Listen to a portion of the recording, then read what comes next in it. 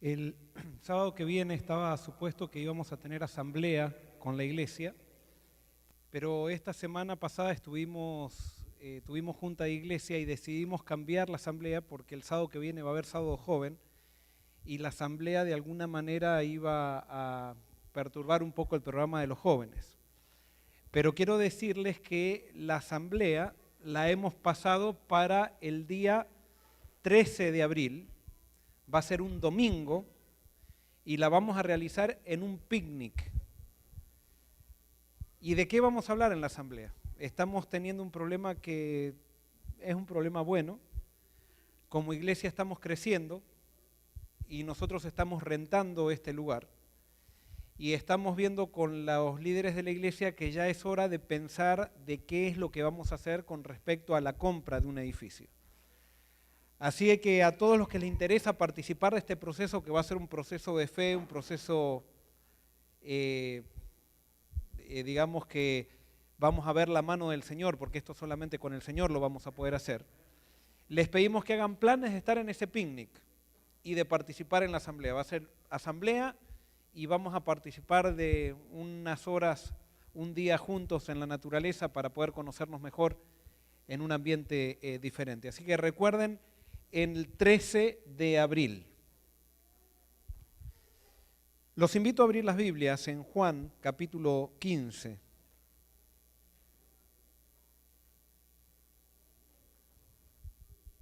Versículo 5. Juan 15, 5.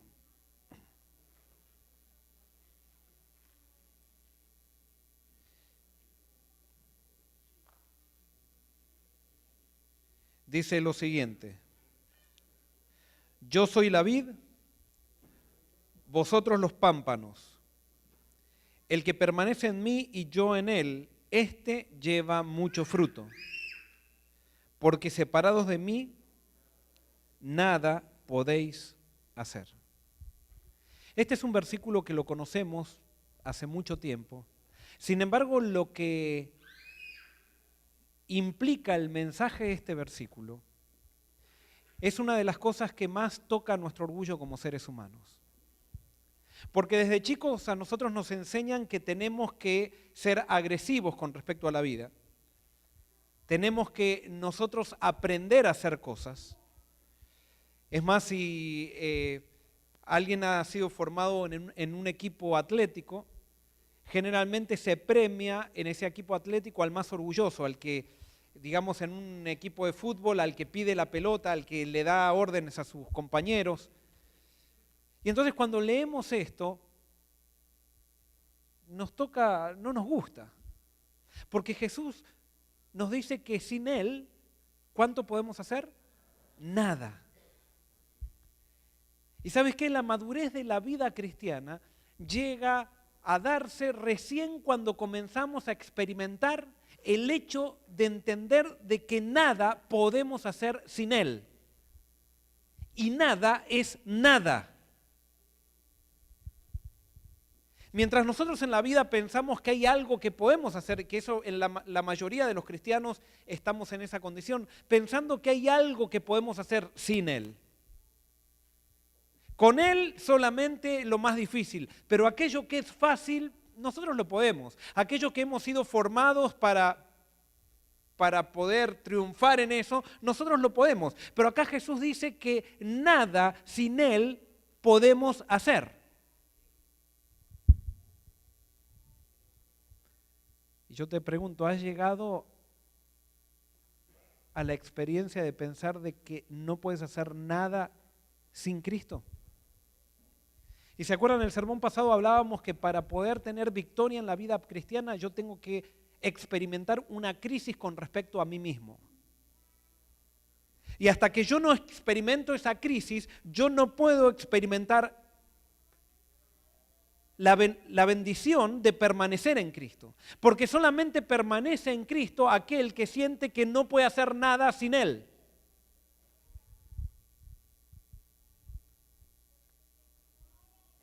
Esto toca nuestro orgullo. Y esto hace que la iglesia, como decimos, sea para los débiles. La iglesia es para todos aquellos que nos sentimos que no podemos nada sin Cristo. Pero por otro lado hay un versículo muy conocido que Jesús dice, Filipenses 4:13, todo lo puedo en Cristo que me fortalece. Sin Él no puedo nada, pero con Él puedo ¿qué? Todo. Es impresionante.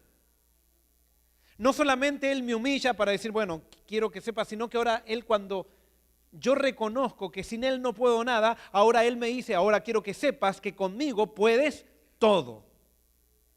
Todo lo puedo en Cristo que me fortalece. Pero para poder todo, tengo que llegar a la experiencia de no poder nada. La paradoja. Y por eso en estos dos versículos se alimenta el mensaje de 2 de Corintios 9, que fue el texto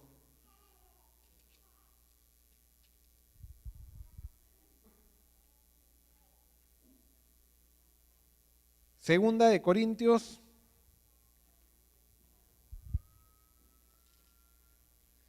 se me perdió, Cabín vi la Biblia y se me perdió el versículo, me olvidé el versículo. ¿Cómo? ¿Cuál era? ¿9 cuánto? 12, 9, eso era, me equivoqué. 12, 9, que dice así, y me dijo, bástate mi gracia, porque mi poder se perfecciona en la debilidad. Por eso de buena gana me gloriaré más bien en mis debilidades para que habite en mí el poder de Cristo. Yo no lo entendía por mucho tiempo este versículo. Y Dios le dice a Pablo, bástate mi gracia porque mi poder se perfecciona en tu debilidad. Mientras más débil tú eres, más fuerte puedo ser yo en ti. Mientras más fuerte tú te creas, más débil yo soy en ti. No es que Dios se vuelve débil, sino que la influencia de Dios en mi vida se hace muy débil cuando yo me creo fuerte. Y por eso el mensaje que hoy Dios te trae es, hoy Dios quiere decirte a ti también, bástate mi gracia, porque mi poder se perfecciona en tu debilidad. Todo lo puedes en Cristo que te fortalece. La vida cristiana es una lucha. Es una lucha por crecer en Cristo.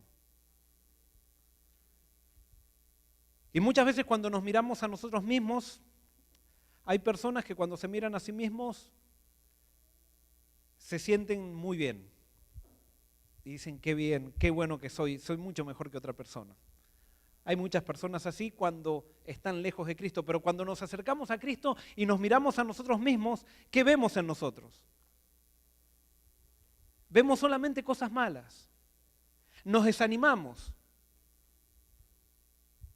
Y Dios hoy quiere decirte, bástate mi gracia porque mi poder se perfecciona en tu debilidad. Dios le gusta tomar a lo necio del mundo para avergonzar a lo sabio.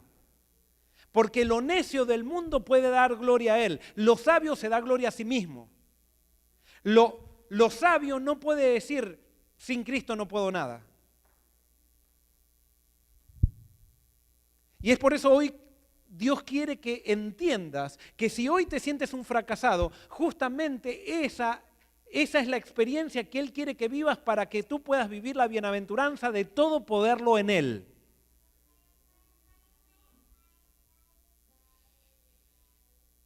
Y vamos a ver algunos ejemplos para que tú entiendas qué es lo que quiere hacer Dios en tu vida. ¿Cómo se le llamó a Abraham? El padre de la fe. Ahora les hago una pregunta. ¿Se caracterizaba Abraham por tener fe? Sí y no. A ver, vamos a ver si tenía fe. Vamos a ver si esto viene de un hombre de fe. Abraham estaba en Canaán y vino una sequía a Canaán. Entonces se enteraron que en Egipto había comida, entonces dijeron, y que no había sequía aparentemente, y entonces dijeron, vamos a ir para Egipto con la esposa. Y resulta que cuando Abraham iba caminando hacia Egipto, parece que tuvo más tiempo para ver a la esposa o algo por el estilo, pero se dio cuenta que Sara era muy linda, muy, muy linda. Y saben que Sara era entrada en años, pero parece que era hermosísima Sara. No hermosa, sino hermosísima. Y entonces cuando la ve a Sara dice, pero sabía que los egipcios eran un poco mujeriegos, entonces cuando la ve a Sara, Abraham dice, oh, Sara, no me había dado cuenta que eras tan linda, y ahora los egipcios que son tan mujeriegos, cuando lleguemos a Egipto, van a querer matarme a mí, porque sos tan linda y se van a quedar contigo. ¿Y sabes qué? Dice, cuando lleguemos a Egipto, tú no vas a decir que eres mi esposa, vas a decir que eres mi hermana. Muy bien, parecía que Abraham conocía bastante bien la cultura egipcia. Entonces llegan a la frontera y cuando están por pasar por migraciones, ahí pasan migraciones y le preguntan, ¿quién es la persona que viene con usted? Le preguntan ahí y le dicen, es mi hermana. Imagínense qué linda que era Sara, que en esa época que no había email, ni teléfono, ni Facebook, ni nada por el estilo, antes de que ellos lleguen a Egipto, o sea, a la capital de Egipto, ya la noticia que había entrado una mujer hermosa había llegado al palacio. Imagínense que en Miami está entrando una mujer que es tan linda que quedan todos tan admirados que llega a la Casa Blanca que entró una mujer linda en Miami. Imagínense la belleza que tenía Sara. Y entonces Faraón, como él tenía un harén, dice, hay una mujer y está casada. Dice, no está casada, es hermana de alguien que se llama Abraham. Entonces dice, bueno, tráiganla para mi harén. Entonces ahí Abraham estaba descargando las cosas cuando estaban allí en Egipto, no sé en qué parte, en qué ciudad de Egipto, estaban descargando las cosas y vienen los soldados y dicen, ¿quién es la hermana de Abraham? Y Abraham dice, ahí está mi hermana. Dice, porque el faraón quiere hacerla su esposa, quiere hacerla parte de su hermano, quiere darle el privilegio de ser su esposa. Y entonces Sara lo habrá mirado así, media desesperada a Abraham, y Abraham le habrá dicho, no digas nada. Y se la llevaron a Sara. Y a tal punto que empezaron a prepararla para ser la esposa. Cuando la vio Faraón, dijo, esta realmente es la mejor de todas.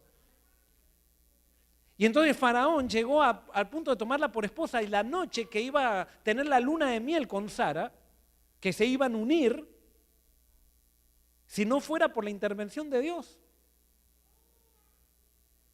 ¿qué hubiera pasado con Sara? Sara hubiera estado, no hubiera habido Isaac. ¿Tenía fe Abraham? Abraham pasó una vergüenza tremenda porque el faraón lo tuvo que reprender. Le dice, ¿cómo? Tú me vienes a mentir a mí y Dios mismo, tu Dios, del cual tú eres profeta, viene a mí a tirarme la oreja. Casi adultero. Y fíjense, tenía principios el faraón. Casi adultero, si no fuera por tu Dios. Ahora vete de acá. Pero como tenía tanto respeto por el Dios de Abraham, lo llenó de riquezas, faraón, y se fue. ¿Tenía fe Abraham? No, Abraham no se caracterizó por la fe, porque la fe de Abraham no era la fe de él, sino que era la fe de Dios en él.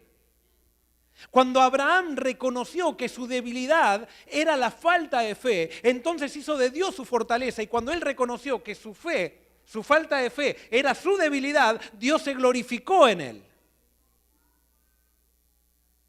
Él buscó a Dios y Dios lo transformó en el Padre de la fe.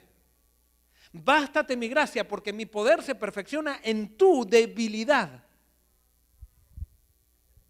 Esa es la gloria de Dios, ese es el milagro de Dios, que de un ser pecador puede sacar algo bueno. Pero es cuando ese ser pecador fracasa con respecto a sí mismo y dice, yo no puedo nada sin ti. Y como no puedo nada, quiero que me des todo en ti. ¿Estás dispuesto a ser un dependiente de Dios? ¿Un dependiente total de Dios? Porque la persona que dice no puedo nada sin Dios es una persona que tiene que transformarse en una persona dependiente. Y eso es lo que Dios quiere, que tú y yo seamos dependientes de Él, porque Él quiere darnos su fortaleza. ¿Cómo se lo llamó a Moisés? El hombre más manso de la tierra. Le pregunto, ¿Moisés se caracterizó por ser manso? O sea, no era que no era manso, sino que era explosivo. ¿Cuántos de ustedes mataron a una persona? No levanten la mano. Yo sé que nosotros hemos matado todos a personas con nuestra mirada, con nuestro bocinazo, con nuestras palabras hemos matado personas. Que no las hemos matado por el hecho de que hay una ley que no la matamos, por el hecho que hay una ley que dice que si las matamos vamos a la cárcel. Pero si no habría ninguna ley, quizás muchos de nosotros ya hubiéramos matado a varias personas. Y Moisés tenía ese problema. Moisés era explosivo. Moisés pensaba que él todo lo podía y cuando algo no le salía como él quería, entonces explotaba. Y la inspiración nos dice que Dios había enviado un ángel a Moisés para decirle que él iba a liberar a Israel de Egipto. Y Moisés se sintió privilegiado, pero él pensó entonces que Dios lo estaba eligiendo porque él tenía muchos talentos, porque él había sido formado en Egipto y entonces estaba un poco confundido. Y entonces él pensó que con toda la formación bélica que tenía, entonces él iba a poder entonces liberar a Israel. Y entonces así comenzó, queriendo hacer justicia con sus hermanos oprimidos. Y cuando no le gustó lo que un egipcio hacía con un israelita, entonces lo mató. Pero eso le costó su error. ¿Cuántas veces cuando tú quieres Dios te marca un objetivo, pero tú quieres elegir el camino para llegar al objetivo de Dios? Dios no te va a dejar, pero te va a llevar al desierto. Porque todo lo que Moisés pensaba que lo capacitaba para ser el libertador de Israel era justamente el impedimento para que lo sea. Y todo aquello que tú tienes que te hace sentir que tú eres capaz para hacer algo por Dios es justamente aquello que te hace incapaz. Y muchas veces nosotros necesitamos pasar por desiertos para entender que no podemos nada sin Cristo y todo lo podemos en Él. Pero para poder todo en Él, primero tengo que reconocer que yo no puedo nada. Y allí estuvo Moisés 40 años cuidando ovejas. Y me imagino que los primeros años de Moisés cuidando ovejas, ¿ustedes creen que Moisés se habrá sentido realizado en el desierto? Habrá dicho, qué lindo, me liberé. No, Moisés debe haber sido un frustrado. ¿Cómo son las personas frustradas? ¿Son nice? No, la persona frustrada generalmente es una persona agresiva porque tiene un gran resentimiento dentro de su corazón porque no pudo alcanzar lo que él pensaba que tenía que alcanzar. Entonces es una persona resentida. Y me imagino las ovejas del primer año que habrán estado con Moisés, las patadas que habrán recibido quizás. Por esos resentimientos. Pero esos 40 años de Moisés lo fueron preparando para darse cuenta que él no podía nada sin Dios. Es más, llegó un momento que llegó una crisis que él pensaba que no podía nada ni con Dios ni con nadie. Y cuando Dios lo llama, él pensaba que ni con Dios podía. Pero Dios se manifiesta a él como se quiere manifestar a ti. Y Dios quiere decirte hoy, quiero que experimentes que no puedes nada, pero quiero decirte hoy que todo lo puedes conmigo, que te voy a fortalecer. ¿Cómo se lo llamó a David? ¿Cómo se lo llama a David? Hombre con el corazón como el de Dios, conforme al corazón de Dios. Les hago una pregunta, ¿tenía David su corazón conforme al de Dios? Ya lo saben, lo vimos en el sermón pasado. Era un mujeriego degenerado asesino. Y vengativo. ¿Se acuerdan cuando Mical, la esposa, lo vio bailando a él y no le gustó a Mical, que parece un poquito exigente Mical también?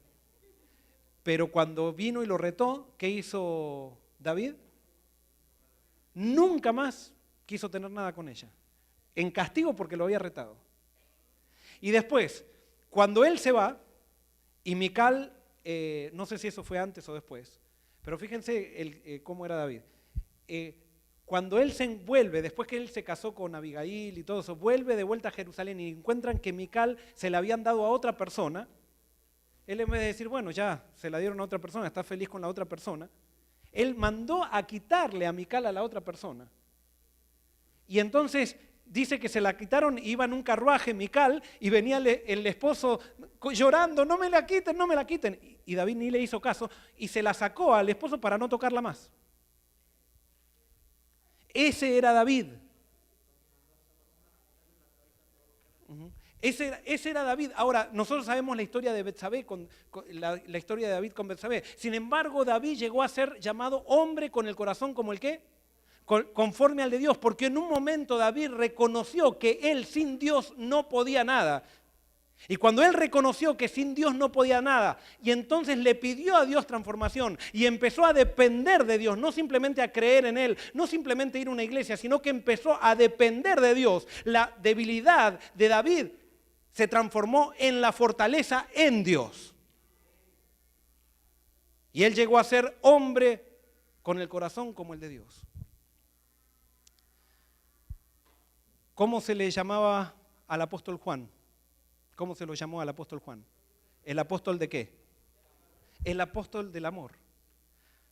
Ahora, Juan, ¿se caracterizaba por tener amor? ¿Cómo le llamaban cuando se encontró con Jesús? El hijo del trueno. El hijo del trueno. Y ustedes saben cómo era Juan. Cuando no le gustaba a alguien, que los samaritanos no lo recibieron a Jesús en Samaria, ¿qué dijo? Tenemos todo el poder, estamos con el Mesías, así que Jesús, tú eres el Mesías, tú tienes poder, manda descender fuego del cielo, como hizo Elías con los soldados, para que los consuman a los samaritanos. Y Jesús lo miró con tristeza a Juan y le dice, todavía no entendiste nada, Juan. Estás caminando conmigo, pero no entendiste nada. Ahora, el hijo del trueno llegó a ser llamado ¿cómo? El apóstol del amor. Y lean el Evangelio, lean las cartas de Juan y van a ver que de lo único que habla es del amor y cómo tratar bien al prójimo. ¿Cómo puede ser que el hijo del trueno se transforme en el apóstol del amor? La única razón o la causa está en que el hijo del trueno una vez reconoció que sin Jesús no podía nada. Y como él reconoció que sin Jesús no podía nada, permaneció al lado de Jesús y él empezó a depender de Jesús. Y cuando dependió de Jesús, entonces su debilidad se transformó en la fortaleza de Dios en él. Y Jesús le dijo, bástate mi gracia porque mi poder se perfecciona en tu debilidad. Y mientras más débil eres, más fuerte puedo ser yo en ti. Pero para eso Juan tuvo que quebrarse, para eso Juan tuvo que reconocer, para eso Juan tuvo que pasar por una crisis. De la misma manera, tú tienes que llegar a pasar una crisis en tu vida. Tú y yo tenemos que llegar a pasar esa crisis si es que realmente queremos llegar a ser cristianos maduros, cristianos verdaderos, cristianos que hagan una diferencia, no cristianos simplemente de banco de iglesia, sino cristianos que donde vayan dejen una huella. Y Dios se propone que tú tengas esa experiencia. Pero para eso tú tienes que llegar a encontrarte contigo mismo y con Dios y darte cuenta que tú sin Él no puedes nada. Tiene que llegar un momento que todo nuestro orgullo, todas las cosas que nos hacen sentir por sobre otras personas, todas aquellas habilidades que hemos desarrollado por los años, nos demos cuenta que eso no nos sirve para nada.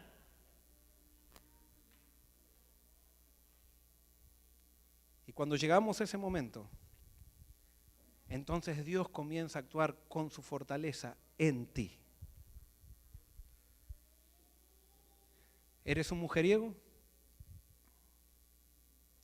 Tú puedes llegar a ser llamado también hombre con el corazón conforme al de Dios. ¿Eres explosivo o explosiva?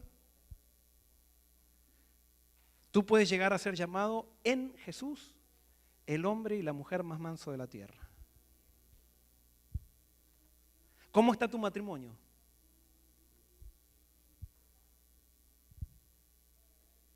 Están pasando por grandes tensiones que no saben cómo solucionarlas y ven que las tensiones en vez de ir achicándose cada vez se van agrandando más.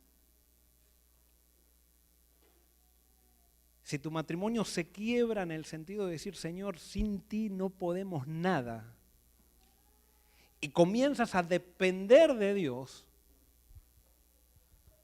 Dios va a decir, bástate mi gracia, mi poder se perfecciona en tu debilidad, y cuando tú te reconozcas débil, yo me voy a hacer fuerte en ti. Y tu matrimonio puede llegar a ser un matrimonio estable.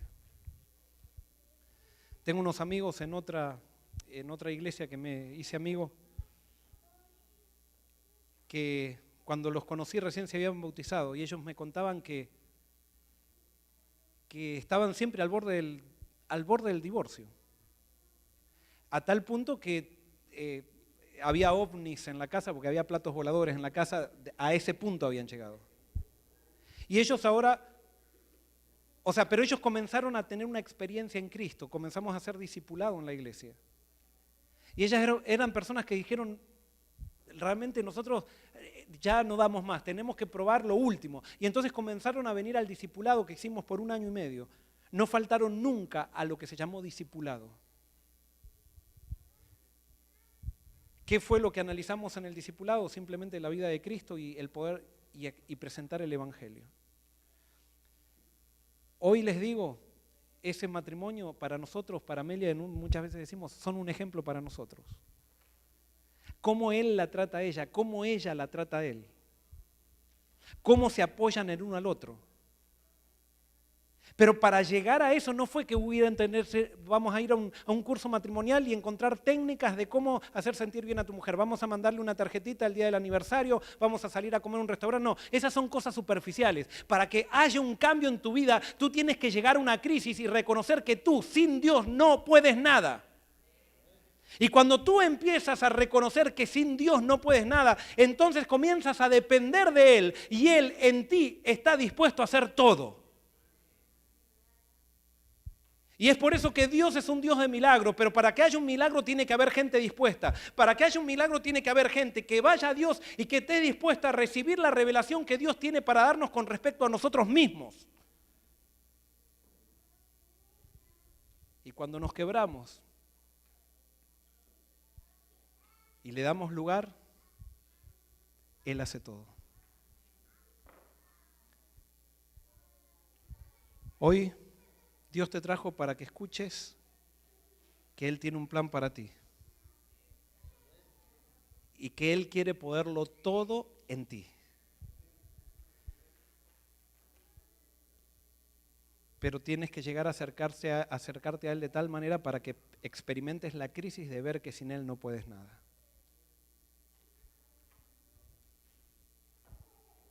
Cuando yo estaba creciendo, yo me crié. Mi papá era un hombre de negocios y un día se encontró con el conflicto de los siglos, lo leyó y al leer el conflicto de los siglos fue a una iglesia adventista, pidió bautismo, lo bautizaron. Pero él cuando se bautizó no sabía cómo era mucho lo del sábado ni nada por el estilo hasta que fue comprendiéndolo de a poco porque nadie le dio nunca ningún estudio bíblico. Y cuando decidió guardar el sábado en la empresa que él trabajaba, le dijeron en la empresa, no pensaban que él estaba serio en lo que él estaba diciendo. Y para que ustedes vean el buen trabajo que tenía mi papá, cuando nació mi hermana, los jefes le regalaron el anticipo de una casa a mis padres. Él estaba en una posición muy buena. Pero cuando él le estudió en la Biblia que había que guardar el sábado, entonces, y vio que a la iglesia que iba se guardaba el sábado, entonces fue y pidió el sábado y le dijeron, no, este es el día que más, no podemos darle el sábado. Entonces justamente había un congreso de colportaje en esos días, entonces hicieron un llamado para colportar y él dijo, bueno, si voy a tener que dejar el trabajo, voy a empezar a colportar. Y entonces pasó al llamado. Cuando llegó al trabajo, llamó a los jefes y les dijo, miren, yo quiero decirles que renuncio porque ustedes no me dan el sábado. Entonces le dijeron, pero Barrios, dice, cuando usted quiera le damos el sábado, el martes, todos los días que quieran, pero no se vaya. Dice, me lo hubieran dicho eso el mes pasado, pero yo ahora ya di mi palabra que iba a empezar a vender libros. Y bueno, resumiendo la historia, él dejó de trabajar, comenzó a vender libros, después dio que estudió teología Y cuando una vez estábamos en una reunión familiar, él ya era pastor, estaban preguntando a todos los nietos, ¿qué vas a hacer cuando seas grande? Y cuando me preguntaron a mí, yo lo miré a mi papá y dije, voy a ser pastor. Y cuando dije, voy a ser pastor, todos dijeron, ¡ay, qué lindo, igual que el padre! Y entonces como que aplaudieron y a mí me hizo sentir bien eso, o sea, me hizo sentir que el hecho de que todos aplaudían lo que yo decía. Entonces cada vez que me preguntaban, yo decía, yo voy a ser pastor. En eso mi padre fue pastor local de iglesia y sí me llevaba muchas veces a los estudios bíblicos y había dos cosas de los estudios bíblicos que a mí me impactaban cuando mi papá presentaba. Uno era la profecía de Daniel, cuando contaba mi papá cómo Ciro había conquistado Babilonia y todo lo de la profecía, para mí era apasionante, tenía unos 7 u 8 años. Y eso se me fue metiendo en la cabeza. Y después cuando mi padre contaba en los estudios bíblicos su testimonio, para mí era apasionante escuchar cómo mi papá se convirtió, mi papá y mi mamá. Entonces eso para mí fue entrando y yo, a medida que me fui creciendo, todos me preguntaban, ¿qué vas a hacer cuando seas grande? Voy a ser pastor, voy a ser pastor.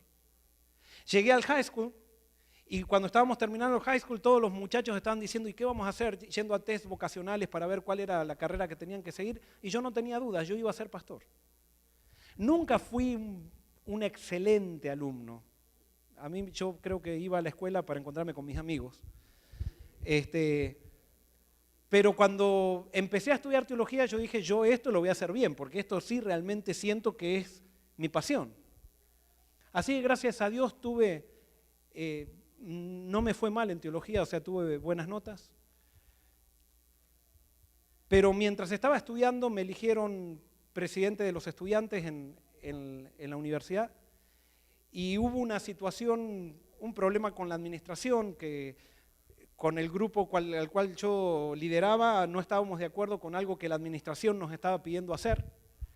Y entonces decidimos no hacer lo que la administración nos pedía, y simplemente les digo para que vean que nos estaban pidiendo que con los fondos que teníamos compremos un televisor para el hogar de varones, con los fondos que teníamos en nuestra organización. Y como nosotros dijimos que no, entonces nos fuimos de vacaciones y cuando volvimos de vacaciones, la administración había tomado nuestros fondos y compró los televisores sin habernos consultado nosotros, y cuando fuimos a quejarnos dijeron, no, estos fondos, ustedes son alumnos, por lo tanto los fondos que ustedes recolectaron le pertenecen a la universidad. Bueno, en fin, y entonces como nos quejamos y todo eso, hubo una tensión bastante grande. Cuando estaba terminando el último año de teología, me llaman y estaban viniendo los ministeriales para darle trabajo a todos los alumnos, para contratar a los alumnos, y me acuerdo me llamaron a mí y yo estaba frente al espejo, me puse una corbata, o sea, fui bien presentado para causar una buena impresión. En esa época se usaba trabita, ¿se acuerdan cuando se usaba la trabita de la corbata? Me puse mi trabita acá abajo, me fui bien y yo mientras me arreglaba la corbata decía, si me llaman a La Quiaca voy. O sea, La Quiaca es un pueblito que está bien en el norte de Argentina, que posiblemente no había iglesia adventista, pero yo decía, voy a cualquier lado que me manden. Bueno, nos encontramos con el ministerial a comer en la cafetería, después fuimos a comer al parque y en resumidas cuentas, después de charlar unas 2 horas, el ministerial me dice, Joel, vos no servís para ser pastor. Y quiero decirte que vos no vas a tener llamado, no te vamos a dar lugar. Y vas a tener que sino que vas a tener que orar por lo menos como 10 años para poder tener un trabajo.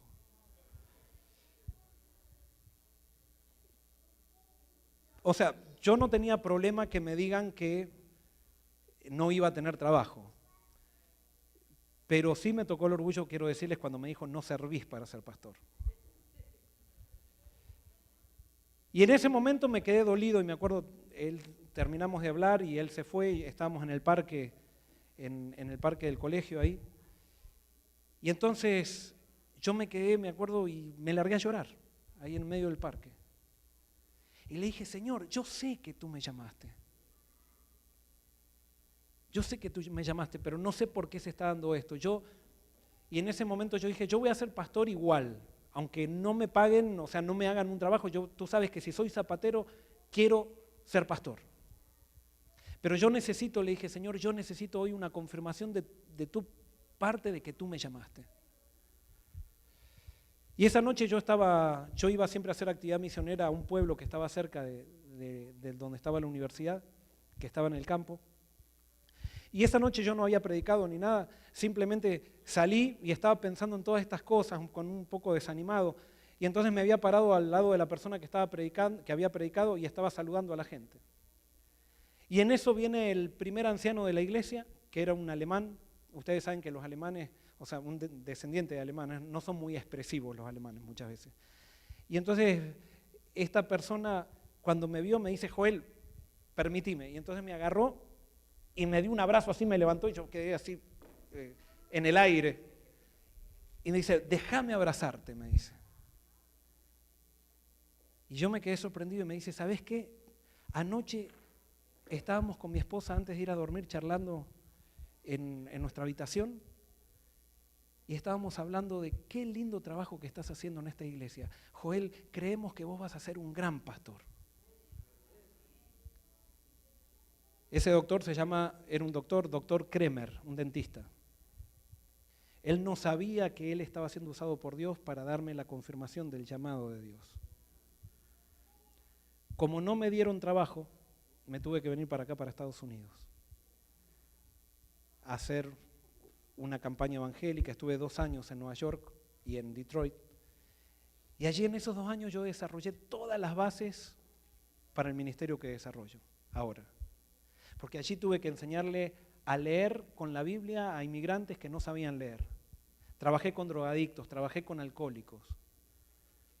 Trabajé con gente que incluso estaba en gangas. Y tenía que explicarle el evangelio de una manera clara. Y tenía que explicarle un evangelio que los transforme. Y Dios me dio allí la oportunidad de ver cómo Dios actúa cuando predicamos el evangelio. No necesitamos ayudar al evangelio. El evangelio es poder de Dios y cuando lo presentamos transforma a la gente. Después de 2 años de trabajar allí, volví a Argentina porque no me dejaron graduar tampoco. Entonces cambió el director del departamento de teología y me mandó una carta diciendo, Joel, están las puertas de la universidad para que vengas a graduarte. Me fui a graduar allá y al final me contrataron allá y me quedé 7 años allá y después volví, que otro día les cuento por qué volví de vuelta. Pero ¿saben qué? Cuando me dijeron, Joel, vos no servís para ser pastor, a mí eso me tocó el orgullo. Y la naturaleza propia de uno cuando le dicen, vos no servís, ¿qué es lo que uno quiere hacer? Es probar que yo sirvo. ¿Y saben qué? Desde ese momento que me dijeron que yo no sirvo para ser pastor, Dios me ha ido sacando todo lo que, no sé si todo todavía, pero todo lo que aprendí en Egipto. Porque esas personas tenían razón de que yo no servía para ser pastor. Lo que esas personas se equivocaban era que aparentemente ellos no creían que había un Dios poderoso que puede transformar personas que no sirven en servidores de Él, a pesar de que no sirvan. Y por eso yo tuve que pasar por crisis, y no es que ahora ustedes saben que no soy el pastor perfecto, o sea, ya me conocen bastante y me van a conocer más y van a conocer muchas más limitaciones de las que ya conocen que tengo. Pero Dios dice algo y dice, bástate mi gracia porque mi poder se perfecciona en tu debilidad. Y cuando tú reconoces que tú no puedes nada, entonces yo puedo comenzar a hacer todo lo que me he propuesto contigo. Va a ser un proceso. Y por eso yo quiero decirte hoy a cada uno, quiero decirle, y esto me lo digo para mí mismo, no dejes que nadie te convenza de lo que tú eres. El único que te puede convencer de quién eres tú es Dios. Y cuando Dios te dice quién eres tú, Él te dice, yo te miro a través de mi Hijo y te miro a través del sacrificio que hice a través de mi Hijo. Tú eres tan valioso para mí que estuve dispuesto a arriesgar a todo el cielo para venir a salvarte. Por lo tanto, si yo te llamo para que seas un cristiano, tú vas a ser un perfecto cristiano si es que comienzas a depender de mí y reconoces que sin mí no puedes nada. Y por eso puede ser que como inmigrantes también a veces nos sentimos que no valemos mucho acá porque parece que somos simplemente, no dejes que nadie te convenza que no vales. No tampoco trates de demostrarle nada a esa gente, simplemente aférrate a Dios, depende de Dios y Dios va a hacer contigo lo que Él se propuso. Cuando estamos en Cristo no hay razón para el fracaso. Podemos caer, podemos desanimarnos, pero podemos levantarnos en Él, porque cada caída nos muestra y nos reafirma que podemos volver a Él y que sin Él no podemos nada. Bástate mi gracia, porque mi poder se perfecciona en tu debilidad. Dios quiere hacer de esta iglesia un grupo de fracasados. Y ojalá que todos lleguemos a fracasar para que eso nos haga depender de Él. Y para que cuando dependamos de Él, entonces podamos decir, todo lo puedo en Cristo, que me fortalece. Que Dios te bendiga.